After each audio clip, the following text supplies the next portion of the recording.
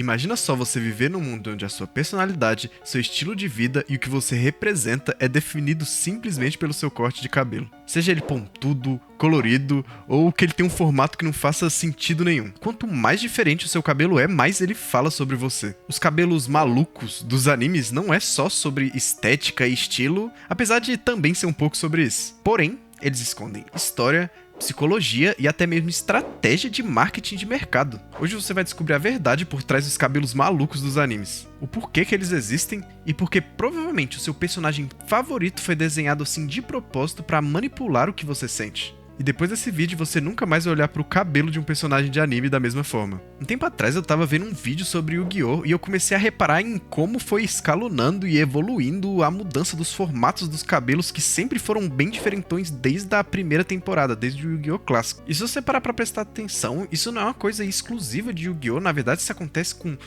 todos ou praticamente todos os animes que você for parar pra assistir. Pra quem tá inserido nessa bolha de animes e mangás, é uma coisa que é completamente normal. Quem não tá inserido no mundo dos mangás e dos animes, com certeza olha com muita estranheza pra esse tanto de estilo bizarro de cabelo que todos os personagens apresentam. Mas pra quem cresceu assistindo animes que nem Dragon Ball, Cavaleiro dos Zodíacos e tantos outros animes que passavam no final dos anos 90 e início dos anos 2000, isso é algo comum, porque a gente se acostumou com essa estética de anime. Eu achava que esses cabelos ultra estilosos e sempre coloridos com cores que claramente não são naturais, que era algo cultural japonês, representar os japoneses com cabelo colorido. Mas não é só sobre isso. Você pode estar se perguntando, tá, mas então pra que servem esses cabelos malucos? E a primeira coisa, mas não menos importante, é pra simplesmente diferenciar os personagens que são importantes de personagens que são secundários. Se você observar bem, em várias cenas de introdução de personagem, fica muito claro quem são os personagens que são importantes e que vão ter relevância da história, simplesmente porque ele tem um cabelo completamente diferente. Isso se aplica pras roupas também, mas é porque o cabelo ele tá no rosto, e o rosto geralmente é o primeiro lugar onde a gente vai focar, é o lugar onde mais vai chamar sua atenção, é onde gera identificação. E o cabelo nada mais é do que uma moldura pro rosto. E falando em identificação, uma outra razão dos cabelos serem desse jeito é pra mostrar a personalidade daqueles personagens. Você pode reparar que personagens que têm um cabelo mais espetado sempre são personagens mais agitados e tudo mais, e personagens que têm um cabelo mais pra baixo, cabelos mais escuros, eles são meio edges e meio descolados, e personagens que têm um cabelo um pouco mais desleixado, eles são descuidados e por aí vai. Personagens que têm um cabelo bem cuidado geralmente são muito vaidosos.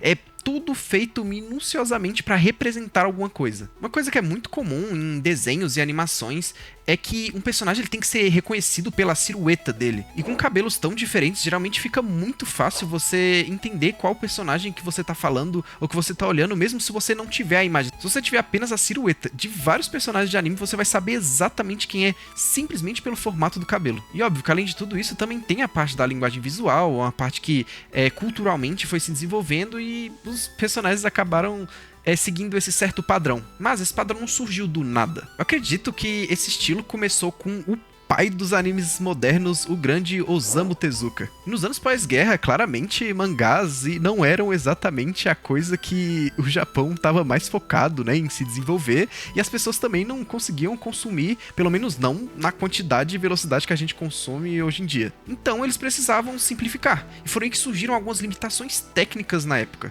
Você ter personagens que têm cabelos simples e pontudos facilitava muito a animação frame a frame que era usada pra fazer animes na época. Isso meio que acabou pegando e virou um estilo próprio de animação japonesa. Mas tá, eu falei dos formatos, mas e as cores? Eu podia passar dias aqui falando só sobre teoria das cores e como isso se relaciona com vários aspectos de vários personagens diferentes. Só quero que vocês entendam que cores costumam gerar sensações diferentes nas pessoas. Por exemplo, a cor vermelha, que traz muito da impulsividade, da energia, ou até da agressividade. Ou a cor azul, que traz calma, frieza, inteligência. Se você for pensar mais no cabelo amarelo, mais pro tom do loiro, ele vai muito mais pra pureza, pra inocência, ou até mesmo um destaque ou um heroísmo, em alguns casos nobreza. A cor branca ela já traz algo mais como um mistério, poder, uma transcendência. A cor rosa, ela sempre costuma trazer uma personalidade um pouco mais excêntrica, ou então uma pureza quase que infantil. E os tons mais escuros, assim, mais próximos ao preto, costumam trazer uma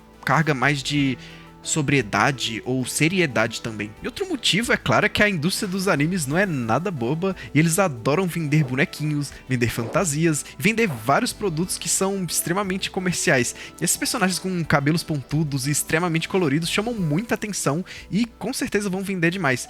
E no final das contas, tudo nesse mundo é movido por dinheiro. Então é isso, se você gostou do vídeo, deixa o like, se inscreve aqui no canal e deixa aqui nos comentários qual personagem tem o cabelo mais estranho que você já viu na história dos animes. Valeu, falou, tchau!